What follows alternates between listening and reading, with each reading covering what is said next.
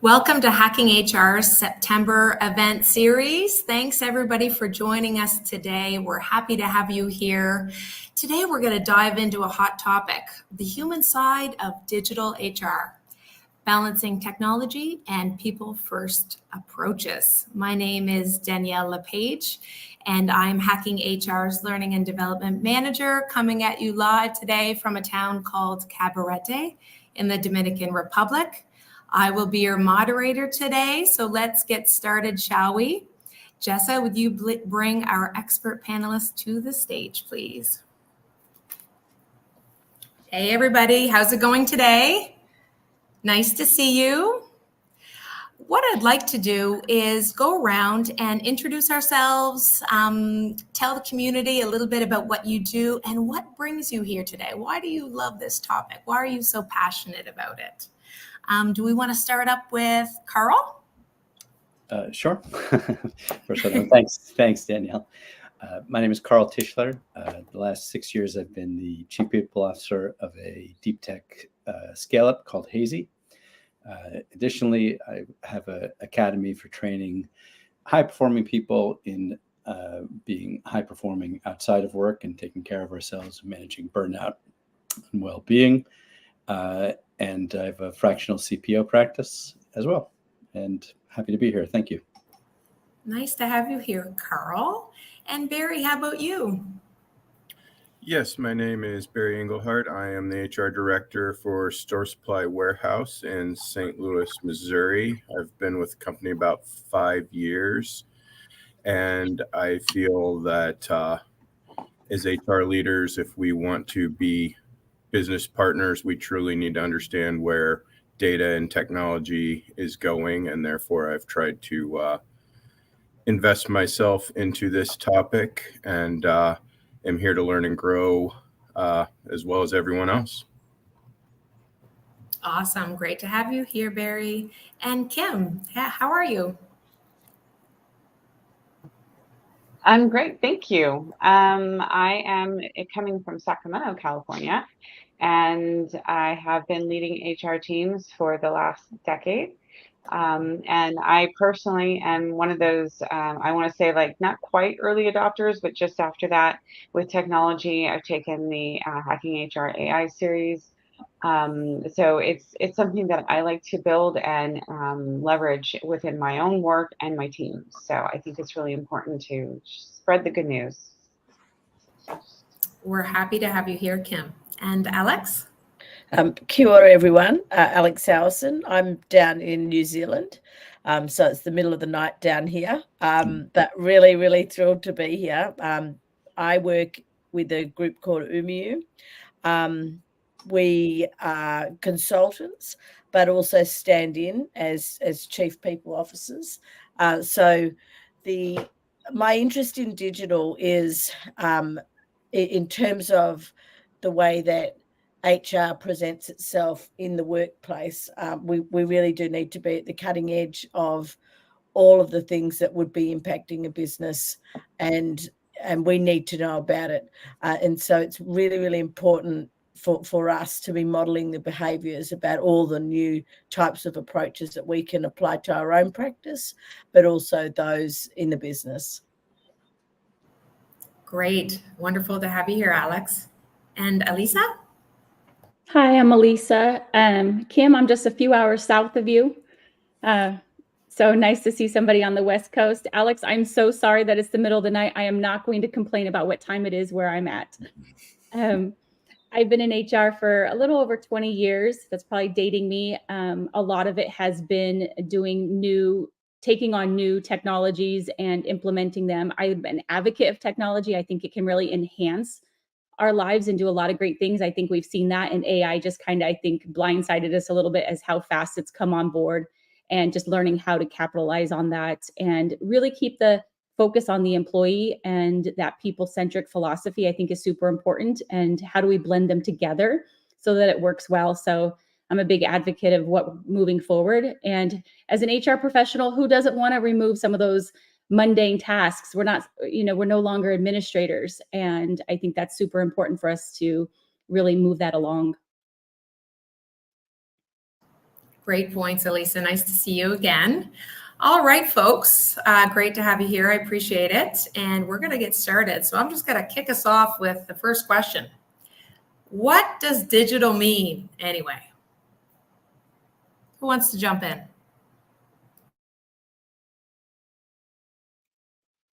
I'll jump in. I think this is interesting because I think we can look at digital in a lot of different ways in terms of going back, AI maybe replacing search engines per se, but when you think about digital, search engines were replacing our encyclopedias or ways that we went and looked things up in books or paper form. Spam filters are digital.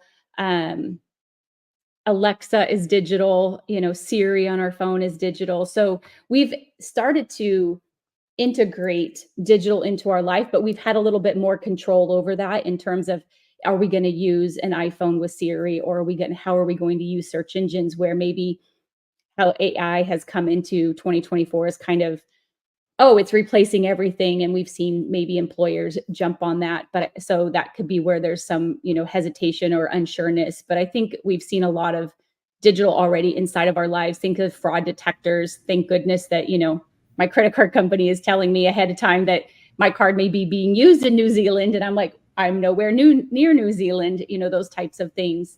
Healthcare, think about MRIs and X-rays of being able to detect abnormalities and things of that nature. So I think we've been integrating digital for a long time, and just recently it's kind of, it's this new and big thing where it's maybe taken more of the area map than it has before, and maybe we're feeling a little bit out of sorts or a lack of control in terms of how it's being adopted in certain industries and things of that nature. But I think if we think about it over the last several decades, digital is really, even probably before that, digital has been in our lives just in a different way. Good point. Does anyone want to add any reflection to that? Sure, I'll jump in. I would define digital as really the evolution of technology.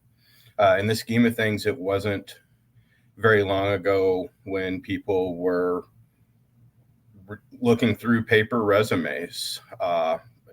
It wasn't very long ago when you had to be home to take a telephone call. In the evolution of society, we are moving at an astronomical rate from a historical perspective. I think while today digital is probably stereotypically defined as the emergence of generative AI, it's been a continuous growing arc of tools and resources that, when used effectively and efficiently, enhance our ability to get things done.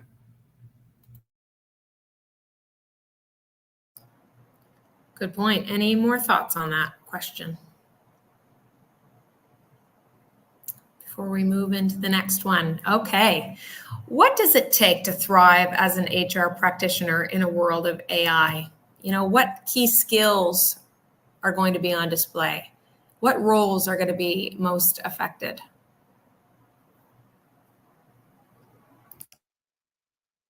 Did you want to go? So I think the key role is we, as HR, I think that we need to first embrace it, because it's not going to go away. And actually, it's pretty handy. We need to understand it, and we also need to, be able to create policies around it. What we can do with it, what's acceptable, what's not, and how we do our work within it. I think that it can really help. It helps me in building some of our L&D, content, really just the outlines and the flow. It's very helpful in that way, but it doesn't mean that, whatever it spits out, I can present it. You have to have somebody who's editing it and reading it, making sure that what you've got on your slide deck actually, makes sense. So I think that we need to make sure that people are aware of that. Like, I don't want you to just ask it to do something, and that's our handbook now. Use that as a tool. It's an assistant, it's an aid, but it's not the final product. Yeah, I really agree with that. I think there's a key role of basically being like a moderator rather than trying to be like a machine learning, engineer yourself and embrace it at its cutting edge. I think that from a practical standpoint, sometimes it really pays to be not a late adopter, but a later adopter of things. Because I do think there's this role of standing in between new technology and AI and unleashing it on people and on the people experience. And personally, I'd rather be later in that curve and be more rather than less protective of things when it comes to anything that relates to really connecting directly to people. And I think there are strategies for all of us, as Kim said. I think it is important to embrace it and be on the cutting edge in terms of ourselves as practitioners and what's out there. But I think there are, again, like ways to do that where you don't have to be sitting there writing the code yourself. So just example, we do some work with a venture builder called Post Urban Ventures. They've got, for instance, one of their portfolio companies is an AI company called MindBloom, where you can practice difficult conversations. And it's an earlier stage company. It's a really interesting technology, and it will, things like that clearly have a role. But it's possible to sort of engage with those things and get a sense of where things are heading without stepping into yourself or without taking kind of what could be a reckless, jump into just unleashing it on people. So I think it's a balance, and I think it's the moderator role is the key thing. I was going to say, I think it's still incumbent on an HR professional to know what we're supposed to be doing. Like how does the cycle of an employee in the life cycle work? Looking at digital or technology and then into AI, the knowing the foundations is really critical to look for the efficiencies and where it can plug in to make life easier and make things quicker. So if we think about the core principle of why we exist as a profession, people experience is really key to that. So nothing's ever going to take away from, for example, a new onboarding hire and getting a call from their manager or being talked to all the way through up until past your first day and beyond. Nothing's going to take that away because that's the human touch of it. But what it might and what it can do, if used correctly, is going to take some of that administrative inefficiency or work that a manager is doing on a day-to-day basis away to make the quality of that conversation a lot better. So it's looking for those opportunities to enhance what is already there, and then go back and have a look to Carl and Kim's point that how can it be used to the best possible way. That's sort of a build on what's already been said, I suppose.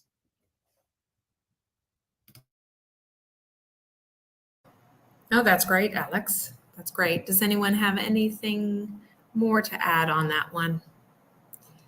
We've already discussed a little bit about this topic, but despite the hype and the fear, why is AI going to be a necessary component for our future workforce, and how can HR see it as an opportunity opposed to being a risk? I think even from a headcount standpoint, we're going to have to do more with less. We've all known for decades Generation X's reproduction rates were about half a body per household less. So we're going to be in unprecedented times with less and less people as baby boomers continue to retire. And there are going to be roles that are hard to staff that are already hard to staff. And if those roles can be enhanced through usage of AI, then that's going to be necessity more so than a exploitation. If there are less bodies to do the same amount of work, then roles that can be transactional, that can be created in a way that streamline with someone who is using AI, generative AI technology of any sort to enhance production. It's going to be necessary. And in HR, we've been struggling for years to staff positions. So if we really marry the two topics and really focus in on what roles are hard to fill, what roles are historically a problem, and can we find a way to make those roles more appealing by adding to them and subtracting from them by leaning into technology, then it's going to be a win for everyone, as opposed to this AI is out to take our jobs mentality. I mean, I can tell a story. I moonlight writing magazine articles for a gentleman who goes into school systems and basically tries to build community engagement, usually in impoverished areas. Well, he and I sat down to lunch recently and basically told me he's shifting everything to full-time work as opposed to contract work, with leaning into generative AI. And when we talked about it, the reason wasn't because he wanted to, it was because he needed to, because unfortunately people were missing deadlines and he was not able to produce. But what he really realized is that some workers were already submitting work using generative AI. He could tell just based on the grammar shifts. But what he quickly learned is that results will vary based on the expertise of that person. If someone knows the story and knows how to provide the prompts, then this work can be enhanced and improved upon. But if someone's just generically dumping data into a system, then it spits out far worse product than. So it really needs that human touch in order to fire on all cylinders and get the best of both worlds. That's a great point, Barry. Really, really important. I think this is going to be the theme of our time here today, is that it's here to enhance, and it's help. I always say it's easier to be the editor than the creator. And I think as we move from being at a library doing research and how many references do we have to validate a point or support an idea, and then we move to search engines, and now we're integrating ChatGPT and other sources. All it is getting us information faster, but our job as a human is still to go through and decipher the information. Does it actually relate? Does it validate? Is it correct? Does it align with what we're actually trying to do? Is it the right information? Because it's just, as you said, Barry, it's just spitting out information based on a question, but is the prompt, does it have context? And something that, that can be the missing piece of that. But as an HR professional, none of us want to be our day to be time sucked from administrative burden. And if we could remove that so that we can do exactly what Alex said, is be in front of the people. I mean, let's look at what's happening in the workplace now. There's the bridge is a little bit broken between employers and employees right now.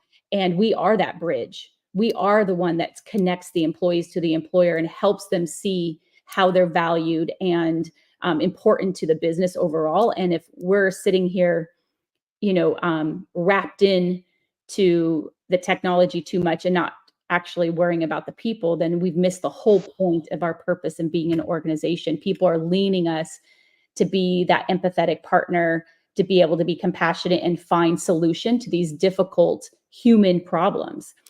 Conflict is not resolved by, how do I talk to so-and-so?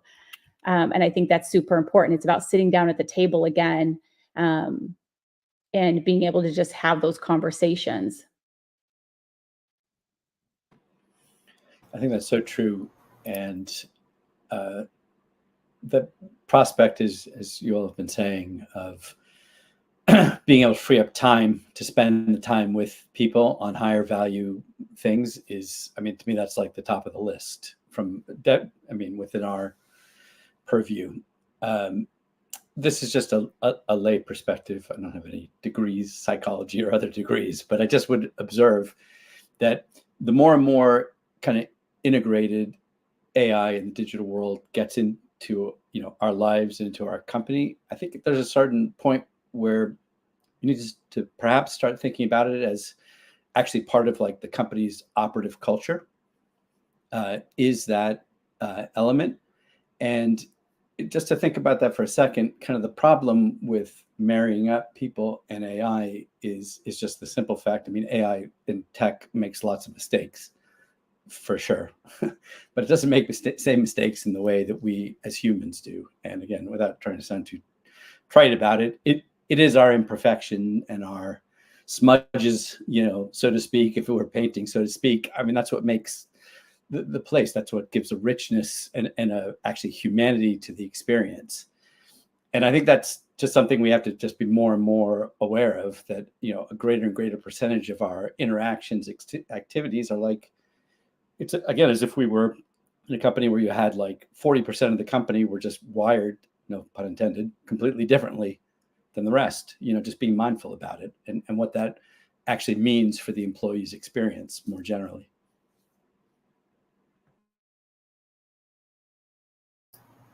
Great points, guys. What are the potential risks if we fail to balance technology and our people-first approach? Can you share what that might look like if that balance isn't achieved? Well, I think, it's already in a lot of the things that we use anyways. I mean, if you go in Microsoft, you have Copilot, you have all of these, the HRIS systems are bringing this in. Our ATS systems are already using it. So that there's a part of it that's already there. If as an organization, they decide to, not allow it, that prevents employees from growing, and it's there to enhance and improve. And the idea is that if you lean all in, then you do lose that human approach. I've seen where there's been some suggestions that AI helps with the onboarding process. And I don't know that I agree with that. It's fine to help with the paperwork, those administrative tasks, but I don't know that I want my onboarding experience for people coming on board to be an AI-driven communication and things like that. So I really do believe that there is that balance of what should be truly human people engaging, because that's really important to have that connection, and what should be what can be automated. Maybe being able to look up things in your handbook, you can do a search using AI and it can find those things and help employees improve and their experience. But I don't think that we should have it be that true interaction between employees and between employees and others. I also think, just relating to that as well, like it's kind of like, as was discussed before, like going from the library through the stages to new tech. It's like with greater efficiency is greater potential for having a completely impersonal experience with people. And I just think the whole process of applying for jobs as it is today already is just so incredibly impersonal. And I mean, there's multiple elements to it. It's easier to apply, so on and so forth. But like in our academy, we've, almost like sort of support groups for people that are in transition for jobs. Not because they're not talented, and they all do get jobs, but it's just actually the process of trying to engage in a job that's posted, and just how impersonal and how quick it is. It's just really sort of soul destroying for people. And I think we've all, oh, I'm sorry, go ahead. I was just asking if there are any more thoughts. Barry, go ahead. I was going to say, I think we've all seen when it goes too far. I mean, robots do what robots do, and we've all had that customer service experience where we're super frustrated with something and just want to talk to a human being who can have a true back and forth conversation, and instead you've got an algorithm trying to interpret everything you say, or you have something that's picking up on your vocal keywords but not making the connections as the way you're trying to, and that can snowball into a lot of frustration really quick. So I think we've all seen a microcosm of when you really wanted to lean on a company you've taken for granted for a really long time because you finally need something, and it's only furthered your frustration very quickly and very aggressively. Just back to your point, Kim, about onboarding, if I start a new role with a new company and Sally, the chatbot, is asking me how I'm feeling during my first week of work, I can tell you the engagement, I'm going to lose it. And there's unlikelihood that I'm going to stay with that company, because those people interactions are what keep me engaged at work. Those one-on-one touch points on a weekly basis are what keep me happy in my role. So, all right, off to the next. Why is it crucial for us to embrace digital ways of working and improve at working digital? What does that mean for HR leaders and team members?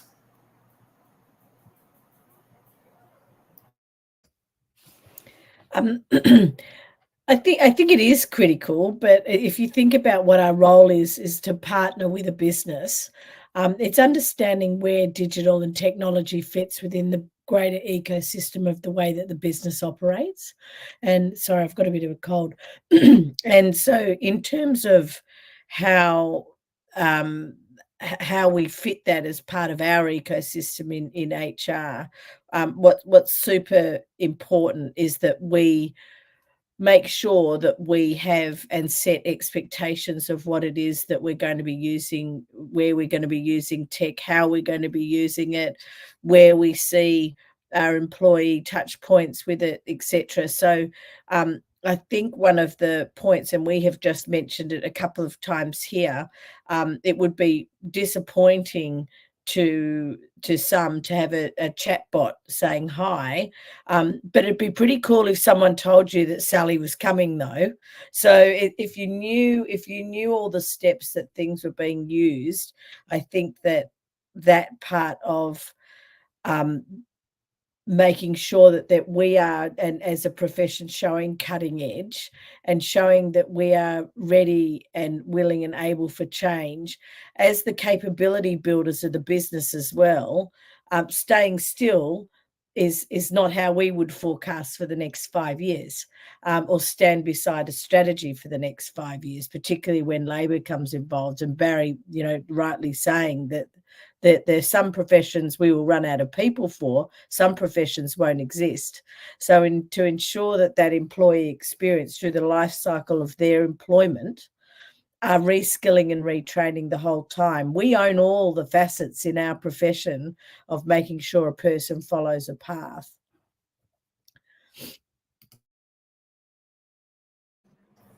I think one area of importance just relates to value in an absolute sense. It's always relates to values, but to value.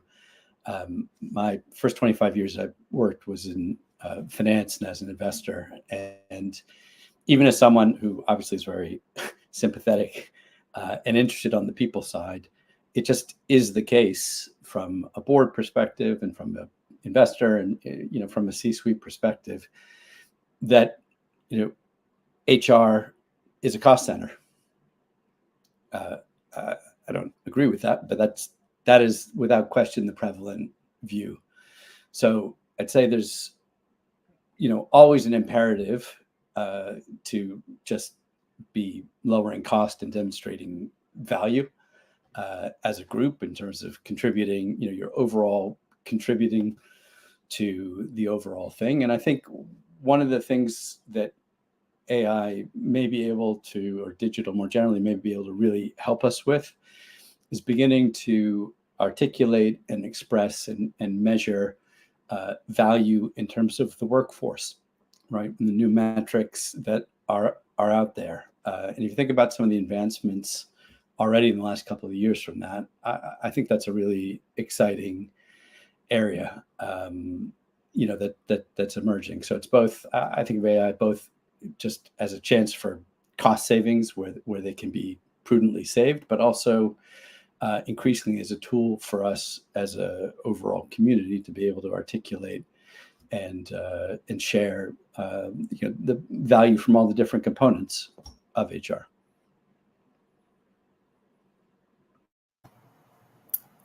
How do you value human interaction versus the value of tech-driven elements? Just opening that up to the floor. Human interaction and engagement is always going to trump the automated response, the impersonal response. We're humans. We're emotional beings. And just think about if you were telling a dear friend or your partner or somebody important to you as a human, a story, and they're just doing this. There's literally no engagement. Imagine all of the things that go through your mind at that point in terms of feeling valued, cared for, and let's get to the very basis of feeling safe. That psychological safety starts deteriorating of this is not somebody I can trust, which is what we're experiencing in the workforce right now and what we're seeing in that disengagement. I think, Barry, you brought up a very good point in terms of recruiting.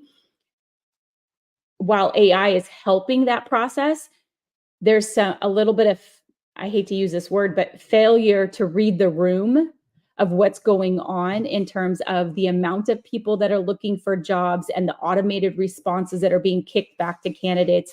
Have we stopped to saying like, oh, what is our process given the current economic events and things of that nature? How can we, even though we're getting thousands of resumes into our system, how can we still create that personal experience? And we've seen it on some LinkedIn where companies have taken that to a personal experience and are choosing to do things a little bit differently because of what's happening. And while AI has helped filter through those resumes, we still need to stop and think about, is this the best experience about what's going on right now for the candidate experience? So if we're going to integrate AI into the workplace, is this the best time and the best way to integrate it for the employee experience about where we are as an organization, where our employees are? And I think sometimes we forget to meet people where they are versus expecting them to come to us. And I think that's a very, very important piece. Even as an HR professional, is our team ready to take on we're just expected to take on the digital tools and figure it out. And I'm sure some of us have probably experienced where somebody else bought the tool and then handed us to administer and we know nothing about it. We have, no idea how to use it and we've had to figure it out along the way. But I do think we need to figure out how do we meet people where they are with these tools, implementing change management, move incrementally. People do not move in swoops or sweeps. We need to take steps. And I think this overarching of, whoop, here we go. This is how, and it's like, whoa, time out. We need to slow things down a little bit. And I think, Carl, you mentioned it earlier, being a later adopter could be advantageous. Some of us as an HR, we're more observers a little bit. And we kind of see what's going on around the room first before we kind of dive in. And I think that could be a very strong place for us. But I do think leaders as a whole, not just HR professionals, really need to start reading the room a little bit, both internally and externally of their organization and finding out where tools and resources and people should be and how to actually respond to scenarios and situations and things. I do think there's been a lot of impersonalness about how we're implementing AI and then yet expecting our employees to be superhuman and personal and engaging. And it's kind of this awkward relationship. We have one side expected to do X, but the other side doesn't. And that becomes makes the relationship very difficult, which is what we're seeing right now, just in various parts of organizations. Lisa, I love what you said about and Carl, the candidate experience. earlier this year, I was laid off, so I was part of that. One of those executives looking for a job, and there's a few different pieces that come into it. I feel like with the implementation of AI and how it's being used in that candidate experience is a little short-sighted. Just a couple of years ago, no one could find an employee. I mean, it was, my teams were having a hard time locating, finding, and it was certain positions were open for months. And now there's been some reductions, a lot in tech, a lot in the California area, the Northern California area, um, as well as everywhere else. And so now the experience is very impersonal. And what, the takeaway from that is, if you don't care enough to have a slightly more personal and committed engaging experience with your candidate, they probably aren't going to be interested when the role opens again and now you're recruiting them. So I think that there's a lot of that, and the same with the employee experience. If you have this everything's AI, we're not doing that personal touch. We're not making sure that this is an enhancement as far as AI and not the actual experience. Meaning, like I said, maybe the AI chatbot for the company can help find the benefits page or help answer basic questions that might take your HR benefit person a little bit longer to get to just because they've got a whole bunch of things. That's helpful. But, if they need to ask sensitive personal questions about those things, then it goes to the employee and that shouldn't be a bot. So, there's just, you've got to balance those things because no one wants to have just a completely impersonal experience. It could ruin that whole employee engagement because you're not engaging with them.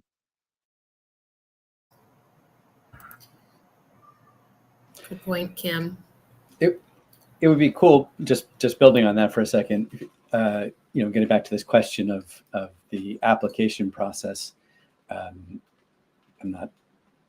Maybe this is an AI solution itself, right? But if there was a way to be able to differentiate, right, in job applications between those that are just robot-like applications and those that people have actually spent time on, it'd be interesting to think about, a sort of review process on the employer side that reflected that, right? I mean, if someone took a lot of time to apply, but they clearly weren't a fit, so you could still reply, quickly. But I think some way over time of being able to differentiate between, oceans of applications and oceans of immediate millisecond later responses, we've got to be able to move beyond that at some point. Kind of taking that as a microcosm of everything that's happening, I think with AI integration, I think we're undercomplicating change management, and I think we're really overcomplicating the augmentation. I mean, I look down at my cell phone and I'm 45 years old. The computer I used in college, my cell phone is 1,000 times more powerful, holds 1,000 times more data, and that's not even counting cloud computing. I mean, it wasn't that long ago that people didn't have cell phones, and then there were smartphones, and there's always been slower and quicker adoption, but eventually I think augmented AI and really the digital, however we define it, is just going to slowly and at different people's paces integrate itself into all aspects of our personal and our professional lives. That being said, I think as that happens, there's going to be more and more demand and more of a premium on the humanity behind it.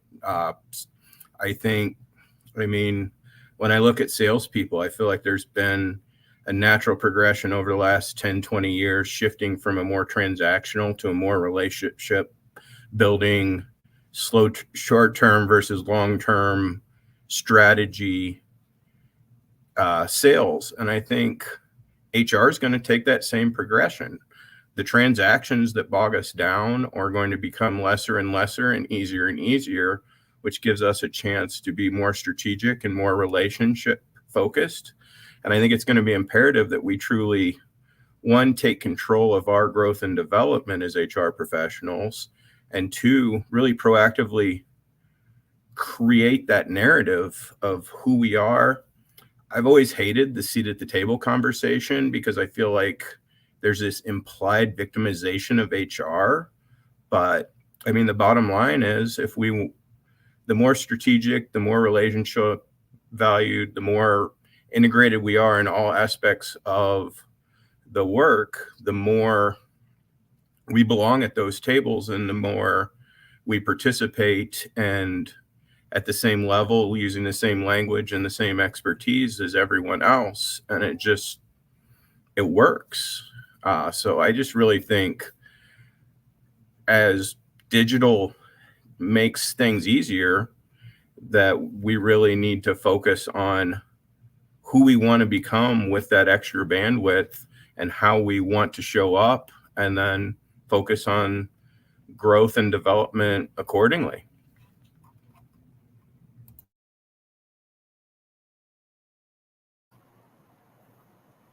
That's Yes, great. we control the narrative, not the other way around. I think that's a very nice statement. Yeah, I like that too.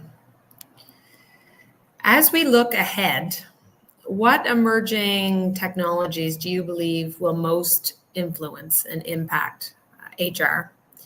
And how can we ensure, especially if we believe that people approach is of utmost importance, how do we ensure they are implemented with the strong human focus?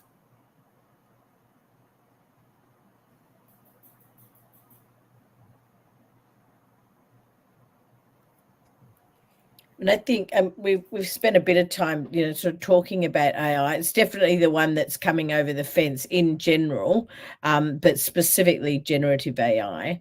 The parts where generative AI, as well as sort of the chat functions with regards to that, and I think that where we can inject ourselves as a profession is firstly looking, and we've talked about risk, but we haven't sort of talked about opportunity. So if we look at inclusion, and one of the really fascinating ways I've seen AI being used in a workplace is people with some difficult dyslexia, for example, or other types of just challenges, which include them into the conversation and help people sort of overcome some of what would have been perceived barriers. Certainly 20 years ago, would never have seen somebody who couldn't write a paper, for example, in a legible way. They wouldn't be sort of coming up through professions which we would now see as professional services, and we do see that in so far as back office rather than front, rather than on the tools, so to speak. So I think there's some real really key ways that we can inject ourselves for using technology for good, and making sure that we know. But I mean, back to one of the themes that we've discussed all the way through here, we also need to know our own frameworks first. So if we have our strategy with regards to, it is important to our company culture, for example, that people are onboarded in a high human touch point way. If that's just one statement, that was what the company culture was, and then consistently that's executed, then AI and any other type of technology is going to be really beneficial to make sure that person has the bandwidth to have the high touch point conversation. But it's making sure that we're right in the detail of, at these stages, we will, a person's going to do this and a piece of tech's going to do this, and having that as a consistent experience that's known for for people to say, well, at this point in time, I was expecting to be interacting with a bot. So I'm cool with that. Just like it, I'll get it to this stage and I can see one of the people on the chats talking about banking, for example. I'll get my concern to this stage and then I'm going to talk to a person because it's too hard for me to keep going in this way. It's making sure we know what those parameters or thresholds are where and that's absolutely in our control as HR professionals.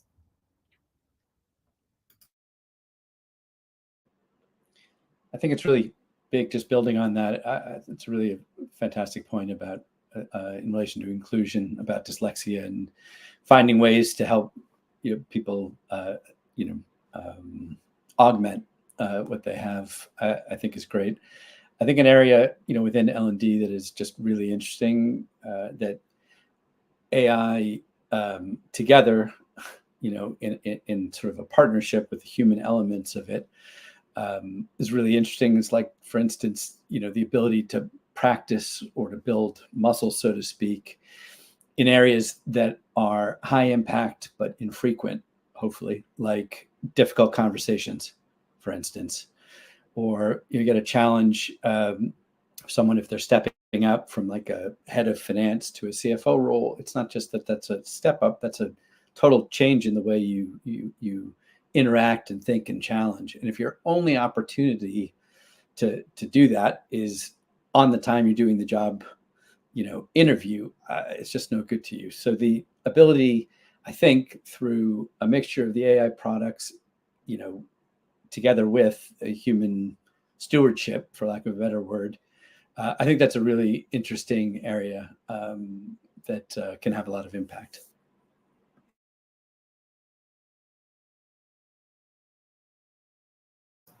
Great points, Carl. Thank you.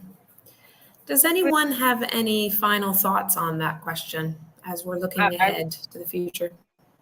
I was just going to add that I think that the key is really focusing on enhancing and augmenting what we do. So the L&D, you can, as I mentioned at the beginning, creating content, it can help, but it's not the be all end all. It can help, certain products can help with career pathing, but somebody can kind of play around and figure out what they might want to do, what it looks like based on competencies. But they need to be able to interact with, the HR team, the L&D team, their manager to make that happen.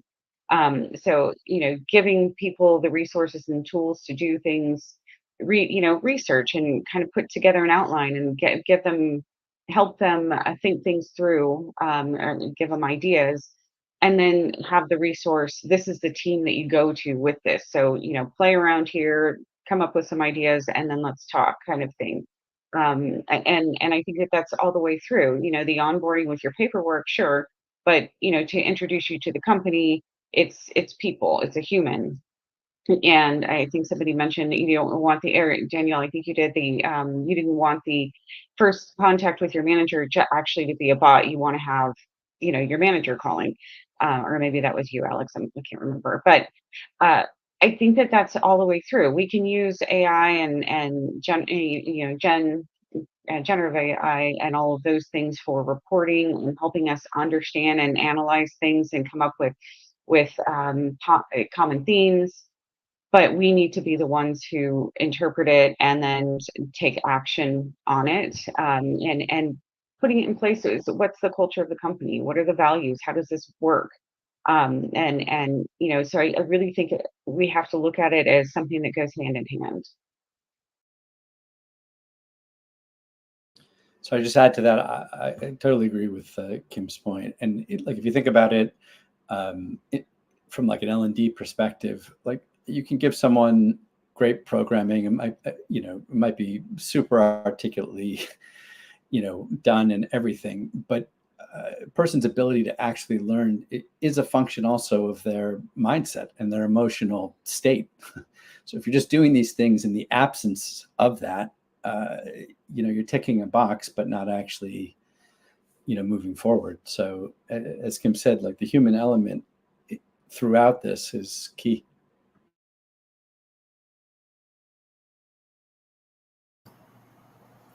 Right on. Any final thoughts on this topic that we want to leave our audience with today? before we wrap up our show?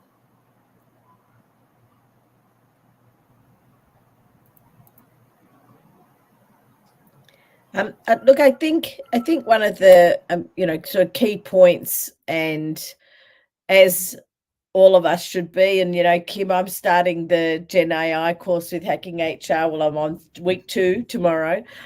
So it's making sure that we are alongside our businesses that we're supporting, but leading a function where we also know how technology and other inputs, different ways of working, technology being one of them, is going to impact us, and exploring the way that we can use it for good, putting frameworks, policies, and being ahead of the game, I suppose. One of the points where we're talking about is corporate culture. What's the culture of the organization that you're working with, and this is the human bits. AI is never going to tell you these bits, how to do your job as an HR person to navigate what an employee life cycle's about. We should always think of our employees having an experience just as if they're a consumer in any other circumstance. Customer experience is just as important as it is employee experience. And if we think about buying a product from someone else, that's exactly what we are providing in HR. So making sure that we have a consistent, a fun, a safe. These are all our jobs, in HR, to make sure that we are providing that pathway and frameworks for a person to work in our organisation. But I think one of the keys that we did learn, and we were talking about it a bit earlier, 2 years ago, we were talking about great resignations, and we're still talking about quiet quitting and all sorts of other words that fly around labour shortages. We can't stand still because these things come in cycles. So it's getting ready for all the different ways that we can do better, be better, and have not only a place to work, but we're providing places for people to thrive. Back to retaining employees, so and making sure that you're providing a workplace that somebody can have 2 or 3 iterations of their career development with you, if that's appropriate. A great summary and takeaways, Alex. I appreciate that. Thank you. Anyone have any other thoughts based on what Alex said? This is Barry. I'm going to shift it. Sandra put in the chat just like, how do I enhance my tech skills? Any recommendations of where to start? And my answers are, as we move towards the future and kind of shift focus towards tomorrow, my answers are simple, but not necessarily easy. The first and foremost, don't be scared of it. I think the people I know that don't use ChatGPT, there's some sort of a bottleneck that's just keeping them from even giving it a chance. It's a very simple, straightforward system.